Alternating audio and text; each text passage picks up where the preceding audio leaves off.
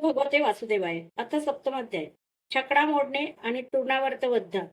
राजाने म्हटले, गुरुवर्य, सर्व शक्तिमान भगवान श्रीहरींनी जे जे अवतार धारण करून पुष्कळशा मनोहर आणि श्रवणीय लीला केल्या, ज्यांचे श्रवण केल्याने प्रेम वाढते आणि विषयांची आशा नाहीशी होते. मनुष्याचे अंतःकरण तात्काळ शुद्ध होते. भगवंताविषयी भक्ती आणि त्यांच्या भक्तांशी मैत्री जडते. त्या मनोहर लीलांचे आपल्यास योग्य वाटल्यास वर्णन करावे. भगवान श्रीकृष्णांनी मनुष्यलोकी प्रगट होऊन मनुष्य स्वभावाचे अनुकरण करीत ज्या बाललीला केल्या त्याही अद्भुत असतील, तरी आपण त्या सुद्धा मला सांगाव्यात. श्री शुक म्हणतात, एकदा भगवान श्रीकृष्णांचा कुस बदलण्याचा अभिषेक उत्सव साजरा केला जात होता. त्याच दिवशी त्यांचे जन्म नक्षत्रही होते. त्यामुळे घरात पुष्कळ स्त्रियांची गर्दी झाली होती. गाणे बजावणे चालले होते. ब्राह्मणांचा मंत्रघोष चालू होता. त्यावेळी यशोदेने मुलाला अभिषेक केला. नंदराणीने ब्राह्मणांचा मोठा सन्मान केला. त्यांना अन्न, वस्त्रे, पुष्पमाळा, गायी इत्यादी प्रिय वस्तू देऊन उत्तम प्रकारे ब्राह्मण पूजन केले. तेव्हा त्यांनी मंगलस्नान घातलेल्या त्या बाळाला आशीर्वाद दिले. नंतर लाडक्याच्या डोळ्यावर झोप आली आहे असे पाहून तिने त्याला हळुवारपणे अंथरुणावर झोपवले. थोड्याच वेळात जाग येऊन तो स्तनपान करण्यासाठी रडू लागला. त्यावेळी यशोदा उत्सवासाठी आलेल्या गोपगोपींचे स्वागत करण्यात गुंतली होती. त्यामुळे तिला त्याचे रडणे ऐकू आले नाही. तेव्हा रडत रडतच श्रीकृष्ण आपले पाय झटकू लागला. बाळ श्रीकृष्णाला एका छकड्याखाली झोपवले होते. त्याचे पालवीसारखे लाल चिमुकले पाय आपटत तो छकडा उलटला. त्याच्यावर दूध, दही वगैरे पदार्थ घालून ठेवलेली भांडी होती. ती इकडे तिकडे विखरून पडली. तसेच त्या छकड्याची चाके, कणा आणि जोखड मोडून अस्ताव्यस्त होऊन पडली. उत्सवासाठी आलेल्या स्त्रिया यशोदा, रोहिणी आणि नंद वगैरे गोप ही विचित्र घटना पाहून घाबरून गेले. ते म्हणू लागले, अरे हा छकडा आपोआप कसा काय उलटला बुवा?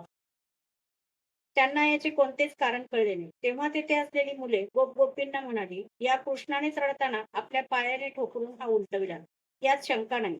परंतु त्या गोपांनी ती पोरांची बडबड मानून त्यावर विश्वास ठेवला नाही. कारण त्या मुलांचा असामान्य पराक्रम त्यांना कारण त्या मुलाचा असामान्य पराक्रम त्यांना माहीत नव्हता. हा ग्रहाचा कोप आहे असे यशोदेला वाटले. तिने रडण्याला लाडक्याला मांडीवर घेऊन ब्राह्मणांकडून वेदमंत्रांनी शांतीपाठ करविला आणि त्याला दूध पाजले. बलाढ्य गोपांनी छकडा पुन्हा व्यवस्थित ठेवून त्याच्यावर पहिल्याप्रमाणे सर्व साहित्य ठेवले. ब्राह्मणांनी हवन केले आणि दही, अक्षता, गर्भ आणि पाणी घेऊन त्या छकड्याची पूजा केली. असूया, असत्य, दंभ, ईर्ष्या, हिंसा आणि अभिमान नसलेल्या सत्यशील ब्राह्मणांचे आशीर्वाद कधी विफल होत नाहीत असा विचार करून नंदांनी मुलाला उचलून घेतले आणि श्रेष्ठ ब्राह्मणांकडून सामवेद, ऋग्वेद, यजुर्वेदाच्या मंत्रांचे द्वारा अभिमंत्रित आणि पवित्र औषधांनी युक्त पाण्याने त्याला स्नान घालून पुण्याह वाचन करविले आणि हवन करून ब्राह्मणांना पंचपक्वान्नांचे भोजन घातले. तेव्हा कुठे नंदाचे समाधान झाले. नंतर त्यांनी मुलाच्या उत्कर्षासाठी ब्राह्मणांना सर्व गुण संपन्न वस्त्रे, पुष्पमाळा आणि सोन्याच्या साखळ्यांनी सजवलेले गायी दान दिल्या. तेव्हा ब्राह्मणांनी त्यांना आशीर्वाद दिले. जे वेदवेत्ते आणि सदाचारी ब्राह्मण असतात त्यांचे आशीर्वाद कधी निष्फळ होत नाही, ही गोष्ट स्पष्टच आहे. एके दिवशी यशोदा आपल्या मुलाला मांडीवर घेऊन त्याचे लाड करीत होती. त्यावेळी एकदम मोठ्या शिलाखंडाप्रमाणे तो जड वाटू लागला.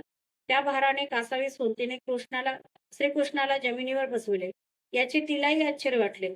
यानंतर तिने भगवंतांचे स्मरण केले आणि ती घरकामाला लागली. तूर्णावर्त नावाचा एक दैत्य कंसाचा सेवक होता.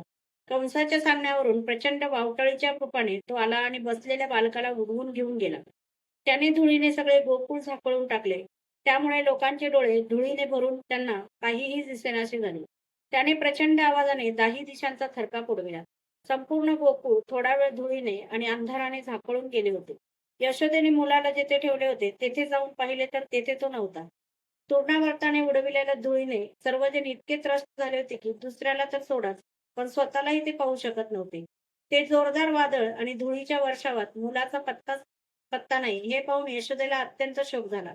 पुत्राच्या आठवणीने ते अत्यंत व्याकुळ झाली आणि वासरू मेल्यावर गायीची जी अवस्था होते तशी तिची दशा झाली आणि ती जमिनीवर कोसळली. तुफान शांत झाल्यावर धूळ कमी झाली. तेव्हा यशोदेच्या रडण्याचा आवाज ऐकून अन्य गोपी धावत तेथे आल्या.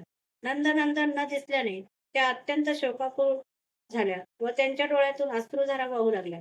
त्याही रडू लागल्या. इकडे तूर्णावर्त वावटळीच्या रूपाने जेव्हा श्रीकृष्णाला आकाशात घेऊन गेला तेव्हा त्याचे प्रचंड वजन त्याला सहन न झाल्याने त्याचा वेग शांत झाला.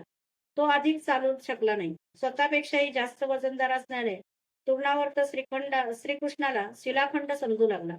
कृष्णाने त्याचा गळा असा पकडला की तो त्या अद्भुत बालकाला आपल्यापासून बाजूला करू शकला नाही. श्रीकृष्णाने इतक्या जोराने त्याचा गळा पकडला की तो दैत्य निश्चेष्ट झाला. त्याची बुबुळे बाहेर आली, बोलणे बंद झाले व प्राण निघून गेले. अखेर त्या बालकासह तो वज्रामध्ये येऊन पडला. तेथे ज्या स्त्रिया रडत होत्या त्यांनी पाहिले की एक 11-विक्राळ राक्षस आकाशातून एका मोठ्या शिळेवर येऊन आपटला आणि त्याचे सर्व अवयव मोडून पडले. जणू शंकराच्या बाणांनी घायाळ होऊन पडलेला त्रिपुरासुरच. श्रीकृष्ण त्याच्या वक्षस्थळावर लोंबकळत होते.